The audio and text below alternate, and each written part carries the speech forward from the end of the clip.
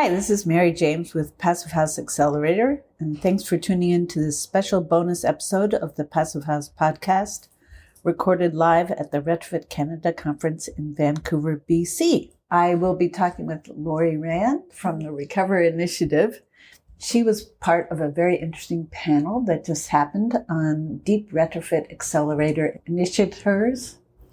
Yeah, our Deep Retrofit Excel. So the funding stream through Natural Resources Canada was called the Deep Retrofit Accelerator Initiative.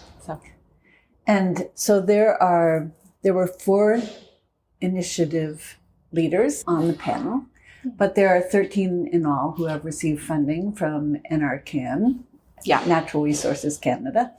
And each of the Deep Retrofit Accelerators are at different stages in their work. So the ReCover initiative has been around now for 4 years, is that correct? Yeah. But the funding that you received from NRCan is really, it sounds like, allowed you to build capacity in your organization. So can you talk a little bit about what the funding has allowed you to go and what your vision is for where you want to go? Yeah. Funding has allowed us to go from kind of an ad hoc accelerator. We weren't even really sure what ReCover was when we started it. It was a very organic beginning with, a team very interested in promoting deep retrofits as climate advocacy. And so we, did a series of one-off contractual projects, and over the 4 years, we started in early 2021 with our first project.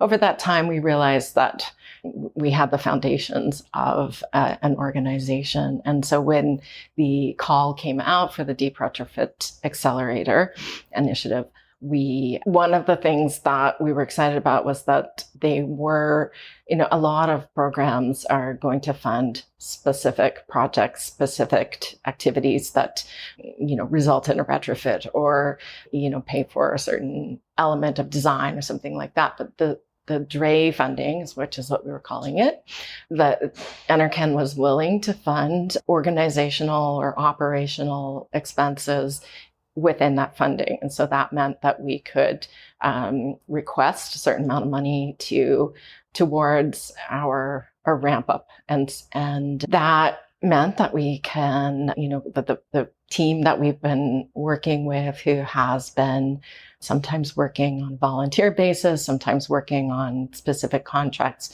could actually become salaried employees of ReCover. ReCover, it has been a nonprofit, an incorporated nonprofit for a couple of years now.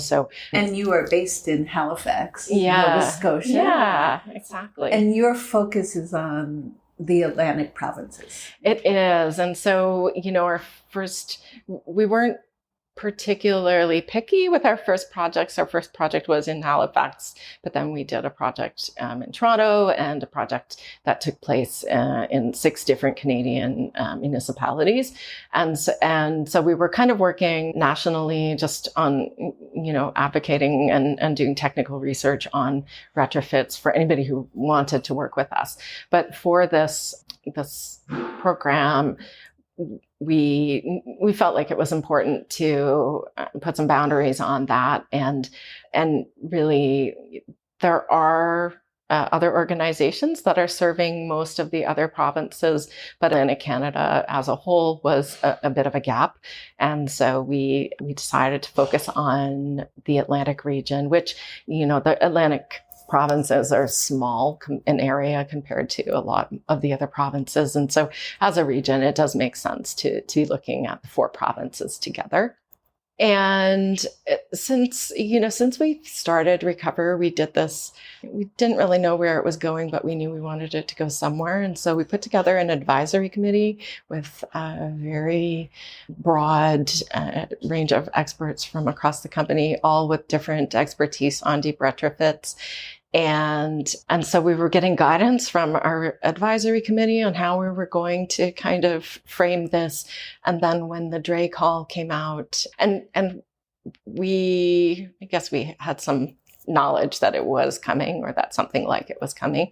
But we started to get more targeted with establishing partnerships in Atlantic Canada who would co-create our application together. And so we've got, even though ReCover is basically a little baby organization, I mean, we call ourselves a nonprofit startup right now, we have the depth from other organizations who we're in partnership with who've been established for a longer period of time. And so it's less scary that way. I mean, our project is pretty ambitious.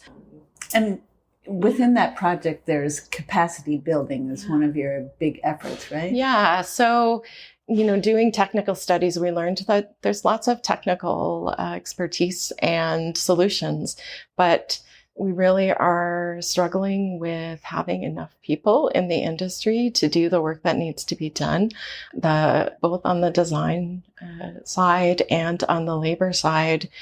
There's so much work in new builds that prioritizing retrofits is just not happening.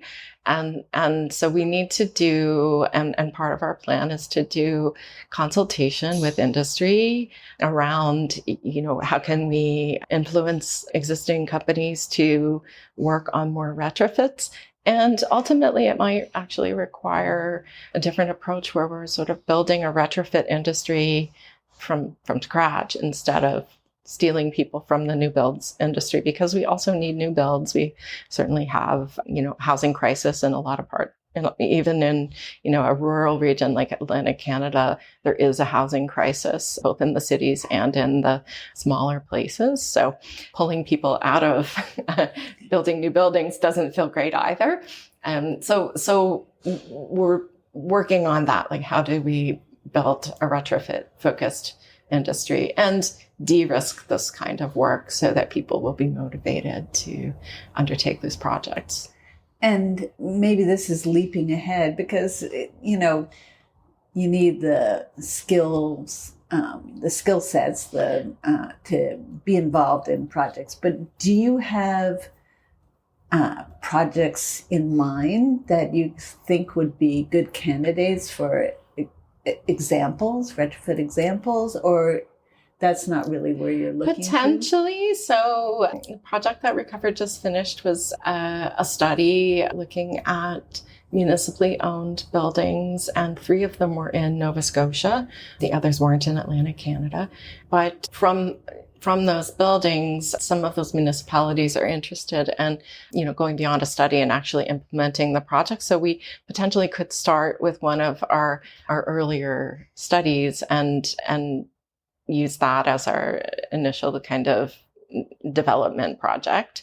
We have some project partners who are, on the capacity building side. We have stakeholder engagement also with, this is more market development, I guess, but engagement with building owners. And so we will be doing engagement to, we think we know what the barriers are, but to really understand the barriers from an owner's perspective and to put resources towards helping them move through those. And so as we are doing that engagement, we're going to be working to identify some building owners who might be closer to, kind of pulling the trigger on doing a demonstration project with us. And then we also have one of our partner organizations who who worked on the application with us is the Union of Nova Scotia Mi'kmaq. And that's an organization that represents 5 Mi'kmaq bands located in Cape Breton Island. And, they're interested in potentially bringing us some buildings. So we may already have, just within our partnerships, opportunities for jumpstarting with specific buildings. So that's great. And of course, you can't talk about barriers without talking about financing. It's certainly a topic that's come up a lot today in the conference.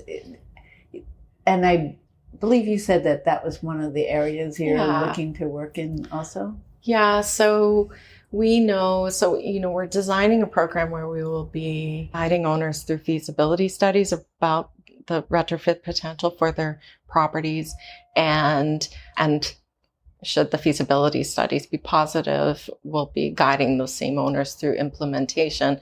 But there's a step in the middle where we need to help them find funding or financing. And so one of our partner organizations, the Halifax Climate Investment, Innovation and Impact Fund, short is HCI3.